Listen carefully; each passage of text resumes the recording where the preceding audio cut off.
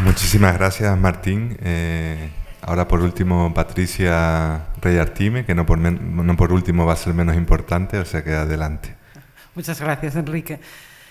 Bueno, pues buenas tardes. Yo reiterar el agradecimiento, al igual que mis compañeros y mi compañera, el agradecimiento a AFES y también a Patricia, por supuesto, porque nos ha conducido muy bien hasta aquí durante mucho tiempo y con mucha paciencia. Han sido todos los trámites. Muchísimas gracias.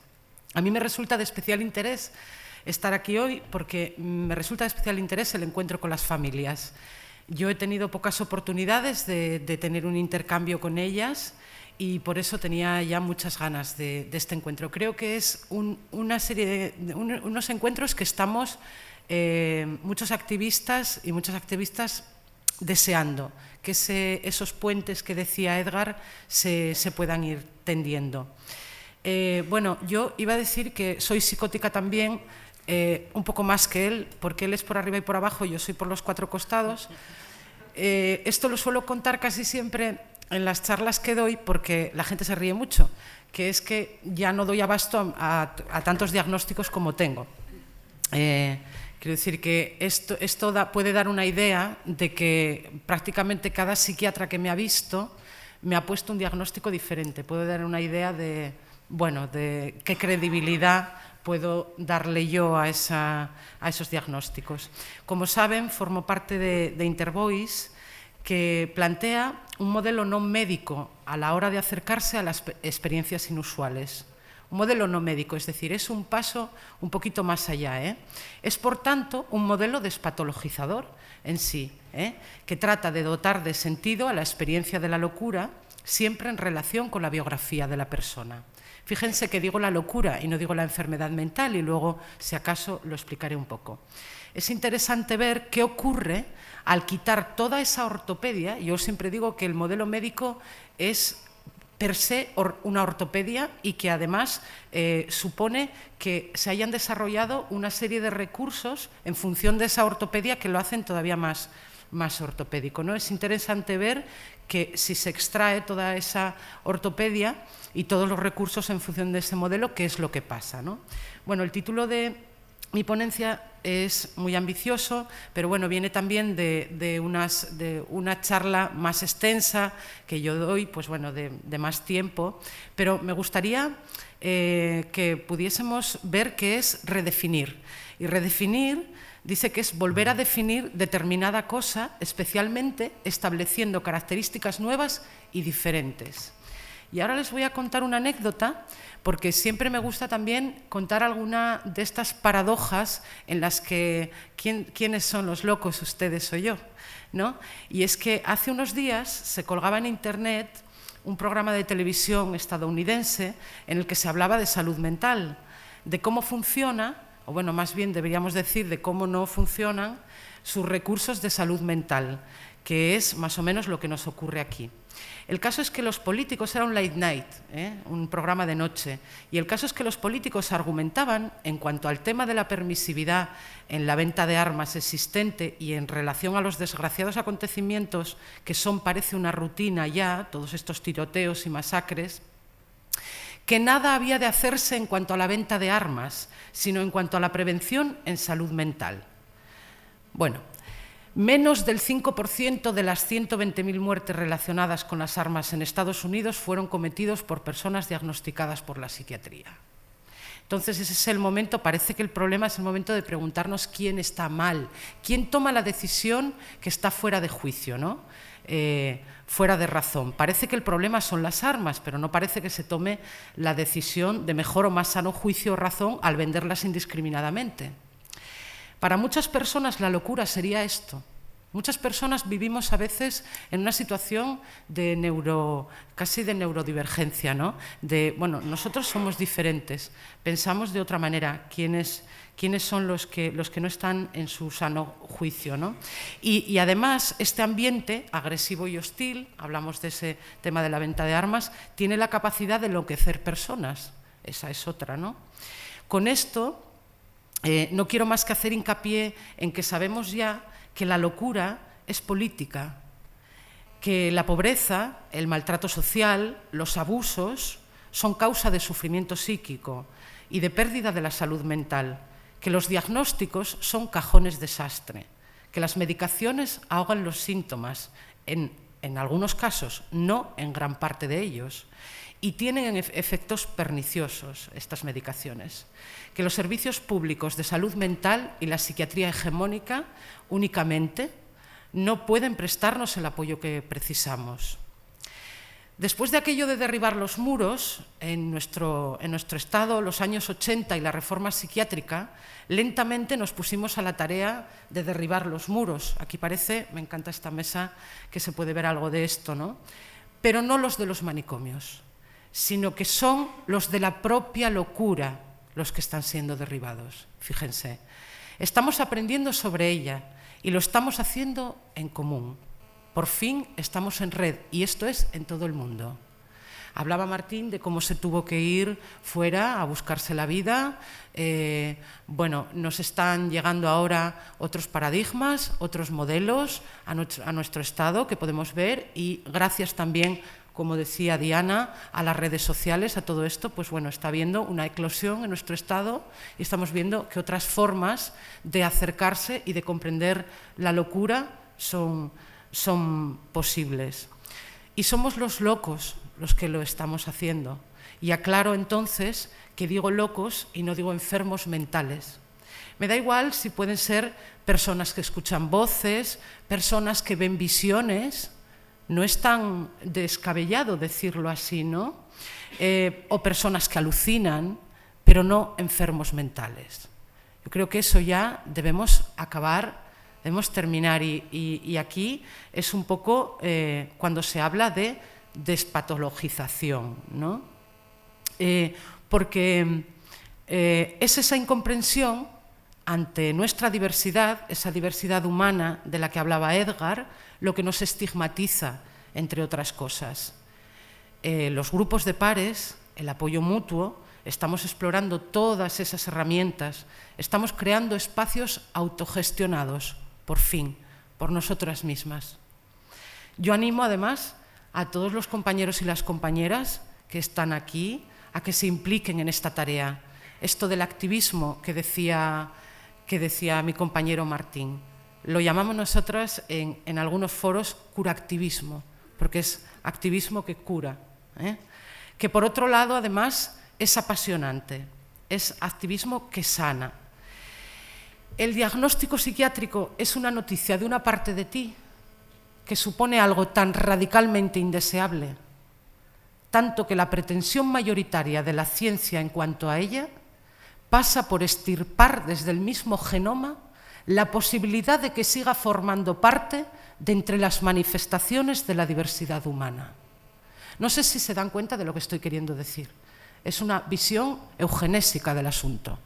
Quiero decir, como ya le he oído decir a Martín en varias ocasiones, y yo lo digo mucho también, somos el canario de la mina. Yo soy de Asturias. Somos el canario de la mina, ese que avisa de que el grisú está ahí, porque nos rompemos cuando las cosas no marchan. Entonces, y resulta que vamos a tratar de exterminar esto del genoma. ¿Y qué hacemos con el patrimonio de la locura? Porque la locura tiene un patrimonio, que no la enfermedad. Que no la enfermedad. La enfermedad es escasamente creadora, ¿no? Pero la locura sí que lo ha sido en muchas ocasiones.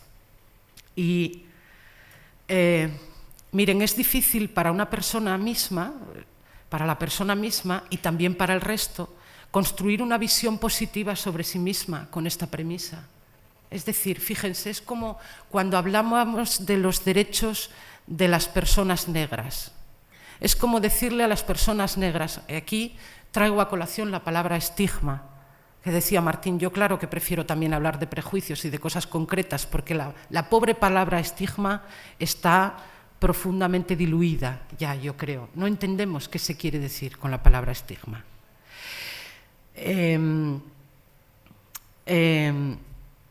Resulta muy difícil construir una visión positiva, y al mismo tiempo a mí me resulta muy difícil concebir a la especie humana sin esta experiencia, sin la experiencia de la locura. ¿No os resulta un poco extraño que ahora mismo dijésemos, bueno, esto se acabó y nadie más vuelve a tener un brote psicótico, nadie más vuelve... Es una cosa muy extraña, ¿no?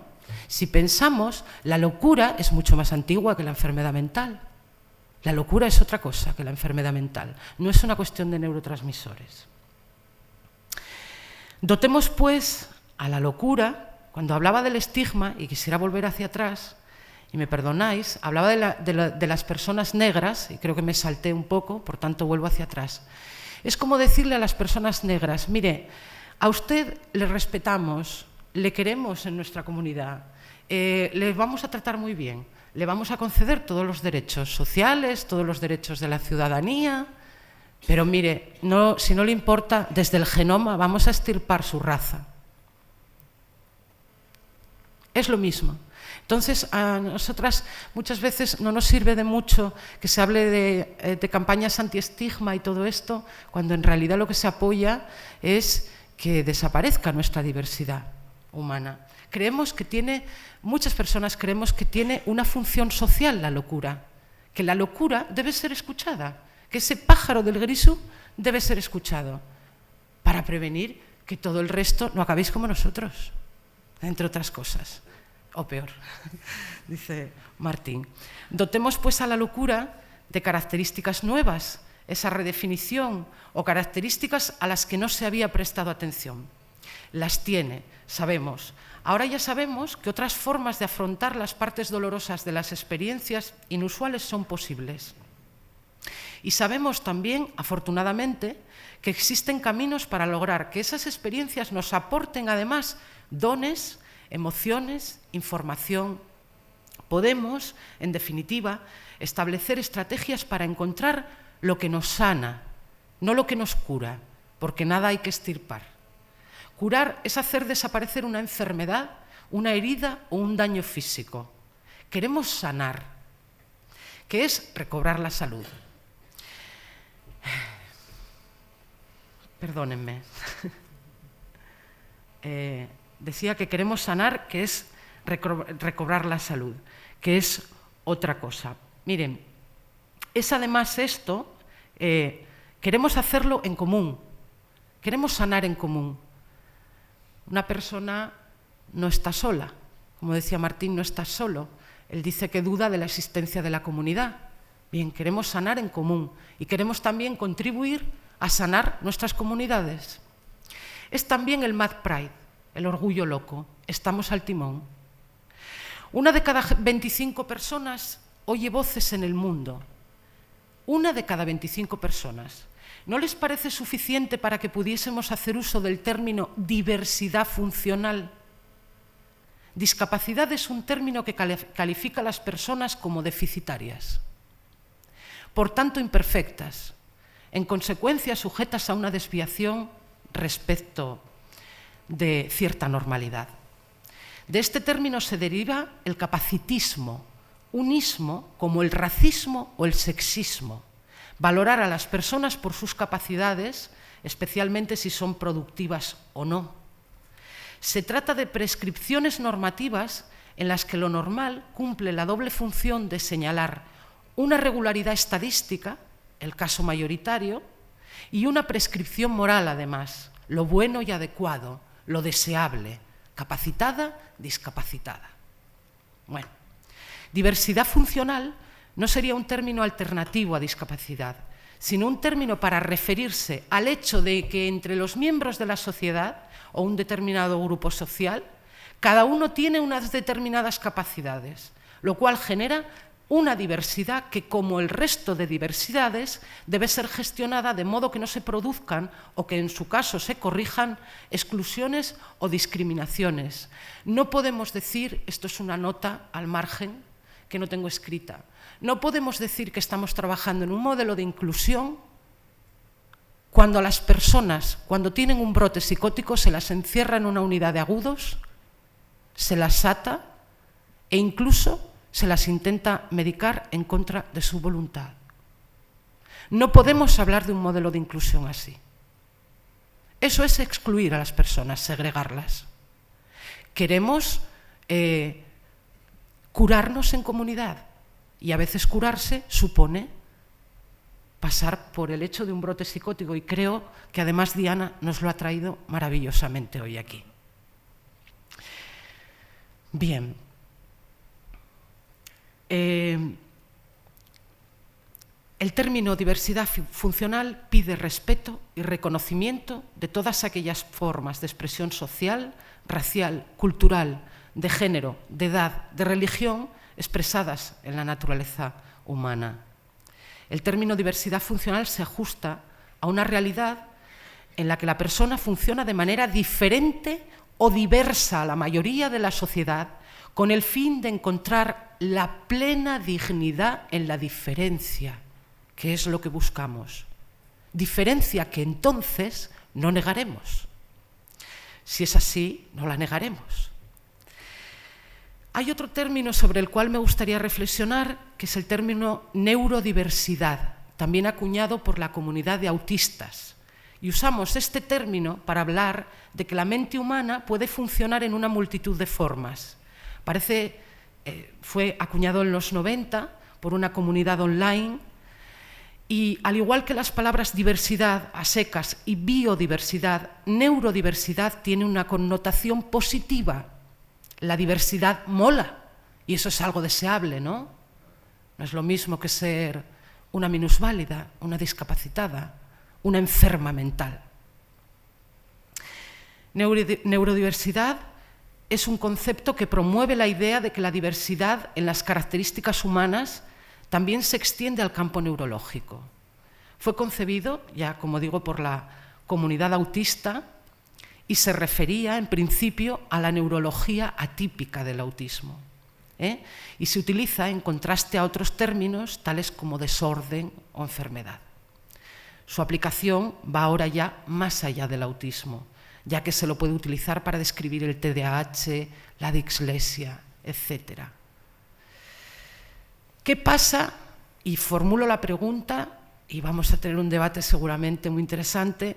¿Qué pasa si empezamos a ver la locura como una experiencia, como una manifestación más de la diversidad humana?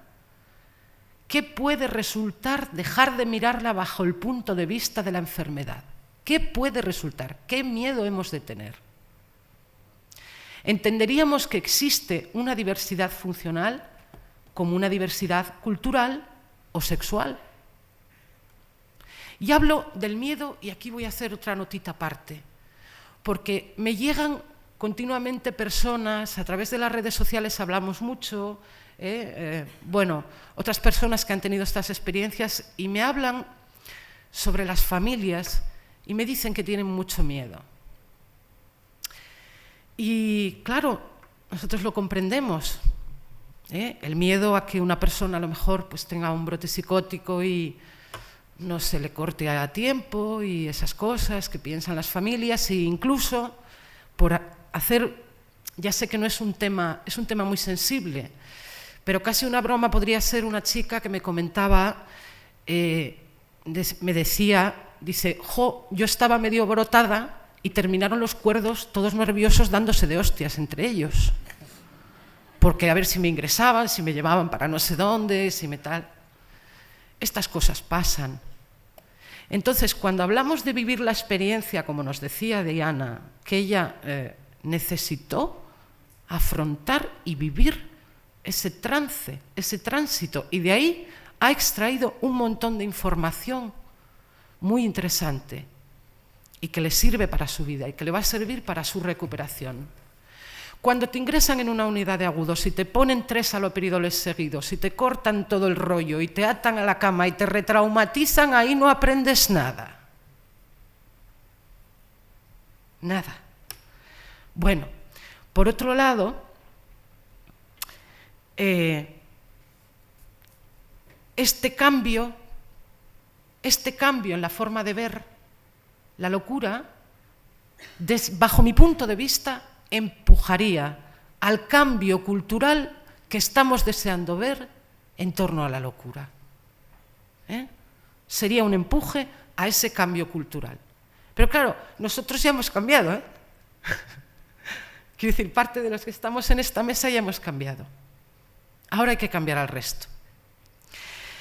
una mención no patologizante, es decir, que aparezca no como una enfermedad, sino, por ejemplo, como una situación que puede requerir de atención sanitaria. Y tenemos una muy común, que es el embarazo. Antes a las mujeres nos decían, es que está enferma. No, no está enferma, está embarazada. Ya, pero es que tiene que ir al médico, está enferma. No, no, tiene que ir al médico porque está embarazada, pero no está enferma. Es diferente. Despatologizar implica además desmedicalizar. Muy importante.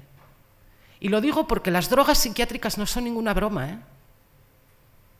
Estamos viendo casos, las llamo drogas, creo que con toda la... En inglés es drugs. Drugs, en inglés es drugs. Sé que era drugs. Queens. Vaya que... Perdonen.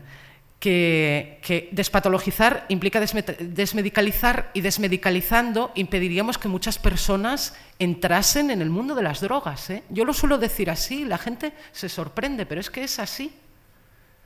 Estamos viendo el terror del tranquimacín, estamos viendo muchas cosas, yo creo.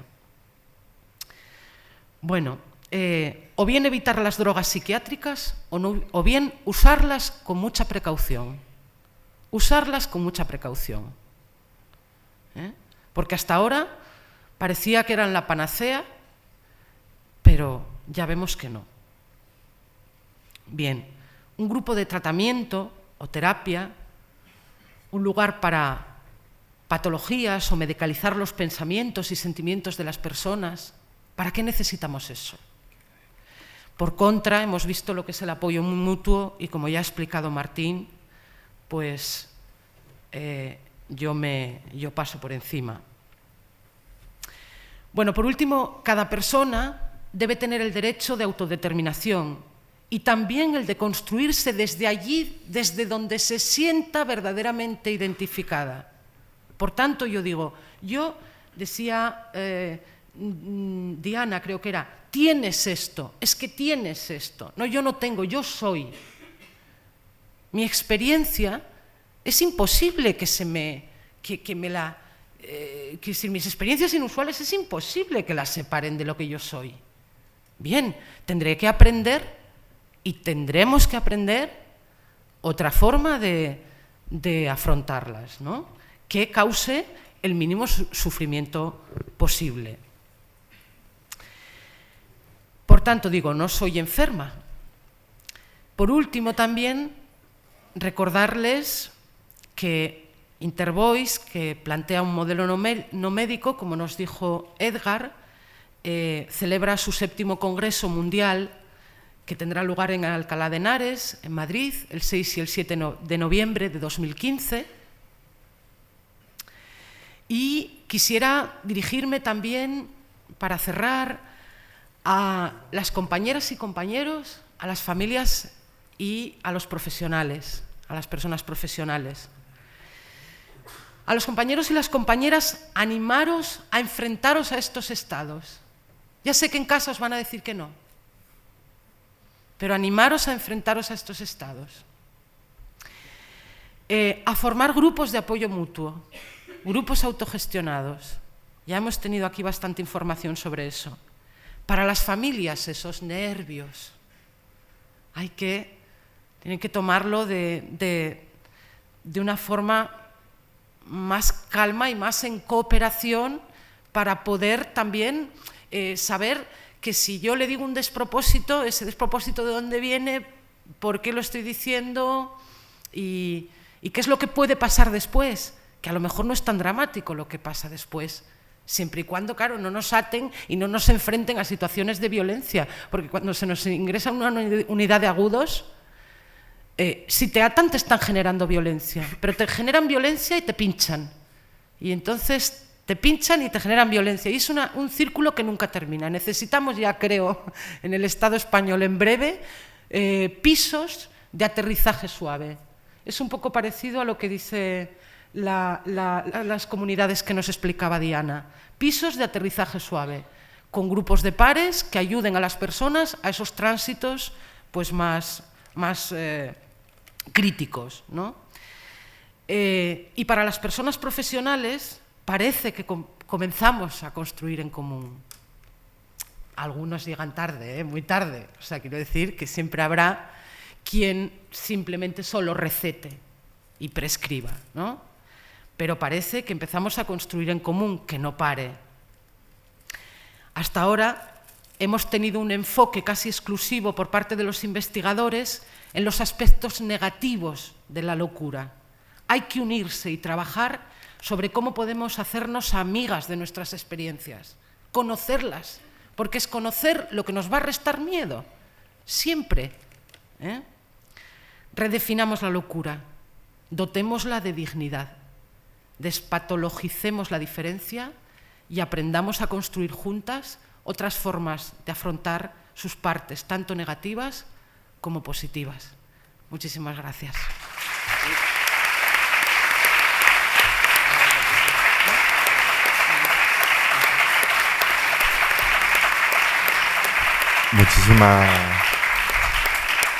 Muchísimas gracias, Patricia.